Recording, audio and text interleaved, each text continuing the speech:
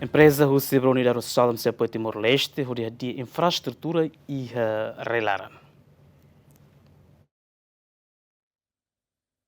E a segunda, empresário husi Brunuei Darussalam, Masurumalo, o primeiro-ministro, Carlos Guzmão, onde informa o governo com o plano de investimento no Maxihalo e a Timor-Leste. No foi um encontro, o diretor-geral husi Empreza no Maxihalo Investimento e Timor-Leste, se apoia o governo, onde halo investimento e a área infraestrutura. We have a very good meeting with the Prime Minister. We've been here for many years already. We went through all different areas. I think this is the right time. We have been to Timor many years already. I think we are in the final stage. This way we had the privilege to see the Prime Minister today to explain detail on our investment in Timor. More on the infrastructure and social activities in Timor.